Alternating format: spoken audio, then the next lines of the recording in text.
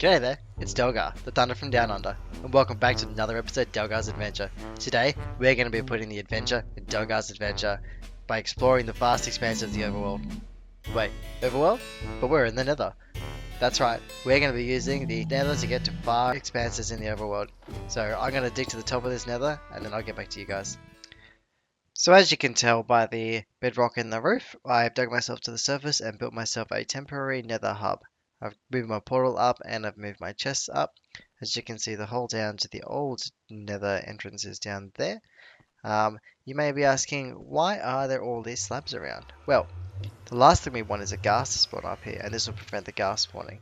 Now, there's some gaps here. Yes, I know that all the other mobs can spawn in here, like magma cubes and zombie pigmen, that kind of stuff. But that's alright, we can deal with those. It's the ghast that we don't want spawning up here. So now I need to actually dig myself towards where we want to go. Now by my reckoning, there should be a village at 280 by 706 in the overworld, which is negative 3588 in the nether, because you move faster in the nether. Pretty sure it's 8 blocks to 1. So every 1 block you move in the nether, it's 8 blocks in the overworld. So let's go try and find which direction that is. So it's X negative 35, that's that way, and Z88, which is this way. So let's dig it here. You gotta go to negative 35.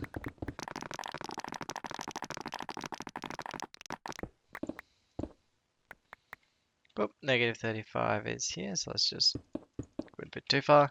And then we go, that'll do here.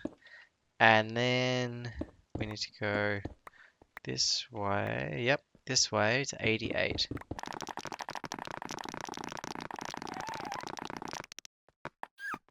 Oh, and there's 88. And I'm just going to dig myself out. Bit of a hole. Now that I'm here, negative 35, 88, close enough. If I build a portal here, I should pop out right near a village in the overworld. So I'm going to build that portal and we'll see where we come out. Forgot a flint and steel. Let's walk back. Bing! Okay, let's see where we come out.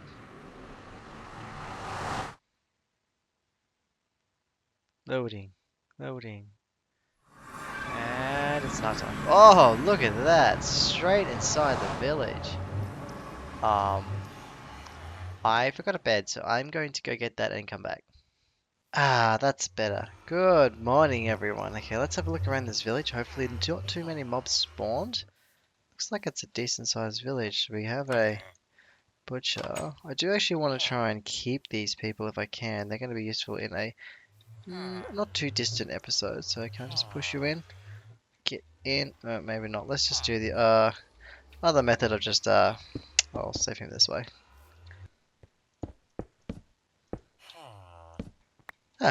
Oh, better. Okay, so what I actually came here for was two things in particular. This is the first one, of course, carrots. Excellent. Ah, beetroot. I can't forget the beetroot. Get that. Potatoes? No, not potatoes, but I'll take the wheat anyway. Potatoes! Yes, potatoes. My favorite food. I remember when these were so overpowered in 1.6, 1.7. Do we have a chaplain? Did I walk straight past him? I did. Or cleric, sorry. Yep, he will be useful in the future. Now you might be asking, why am I putting this over the doors? Because I want to keep them, and this will stop the zombies breaking down the doors and getting in. Some more potatoes. Never have too many of those. Beetroot. Perfect. Okay. So I really need to save as many of these villagers as I can. But when they're just walking around randomly, it's going to be very hard to do. There we go. Keeping you safe from the zombies. One villager at a time. Oh, bookshelves. I will take these bookshelves, thank you. Yeah, more bookshelves. Take those too. So just taking a bit of a look around the village. Can't really find too much of that much interest. There's just a lot of cows. We have plenty of cows. We don't need any more of those. There's a bit of an ocean over there. And some extreme hills. And I think that's the other side of the spruce forest that we're on the neighboring, so that's not really much of a help to us. But I think that might be over here. I might move on to my next destination. So before I start digging this tunnel, I might just answer a question that I think many of you will have, and that's, why am I just using the nether to go to these places? Why don't I just do it the old-fashioned way in the overworld? Well, I spent about an hour looking for a desert biome in the overworld, and I got sick of it, so I just looked on the map, and the closest desert biome to spawn, the closest, is at x negative 2100. That's right, 2100. How could that be the closest one to spawn? Apparently it is, though. The Z's only 706 again, so that's alright. But I'm gonna use some of this tunnel, but then keep digging, and I'll get back to you when we get there. Oh, sounds like lava. There's the lava. Oh, I really should have blocks on my bar, shouldn't I? Just get rid of that. That's why I have that fire potion, guys. Fire protection potion for the win. And here we go again. Ding. Nope. Oh. Night time again. Am I on top of a Okay, where the hell am I? This appears to not be the right place. Hey, at least there's dark oak here. So even though this is the wrong place, it actually turned out to be pretty good. So one, look at that. How amazing is that? My god. Don't even need to comment on that. Second, acacia wood. Third, oak wood. Fourth, jungle. Could be worse. Because I don't think I've ever been in this area before, it's actually generating the world, and you can see the stars jump back and forwards. That's the server lagging as it generates the world. So I'm going to wait for this to generate. Won't even let me sleep, so I'll wait for this to stop.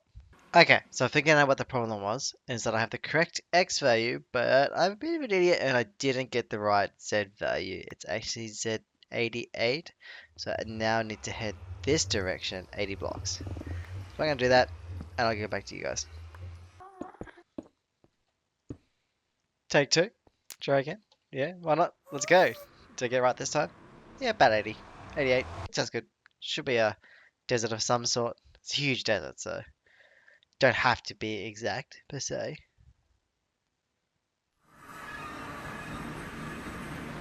Looking better, looking better. It actually looks like a desert this time. That's a good start, good start. Has some desert features. Let's go to the top of this hill and have a look around. And that's probably the other end of that savanna that we saw. There's a bit of lava there. Ooh, I wonder if that's a flower forest. I should get those flowers while I'm here, though. It's still generating. You'll see the clouds jump back and forwards as the server generates. Now it's going to make me a liar. It's going to do it. Nope, ignore that. So as you can see, I dug a bit of a crater in the ground, but that's as much as my shovel would let me do before it broke, so I need to go back and repair that. But I did manage to get quite a bit of sand, not as much as what I would have wanted, but it's probably good enough. It's good enough. Now that we're back at the base, let's talk about what we're going to do to industrialize some of these new resources. So we need two main things. One, we need to expand our farming area. Now, as you may have noticed, I've built most of the other farming stuff down the back there, as far as like agriculture goes. So I'm probably going to move this chicken farm down there and expand this out a little bit.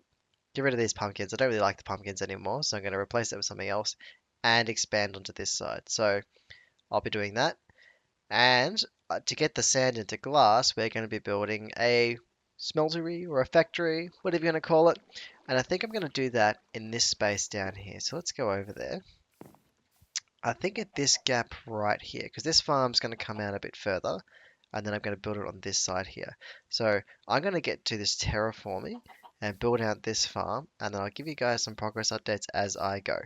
So I thought I'd just give you guys a bit of a progress update. I've laid out the area in which our new farms will be. I'm going to have wheat up the top 2 layers, probably here, and then have carrots down here and have potatoes in the ring around here.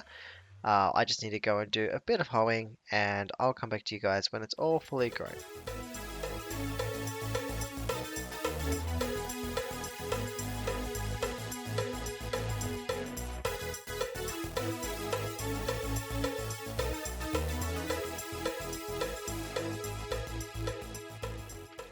Unfortunately, that didn't go as well as what I planned. I thought I had more potatoes and carrots than that, but unfortunately not. These farms are a little bit bigger than what they thought I was, so hey, that's alright. Bigger's always better.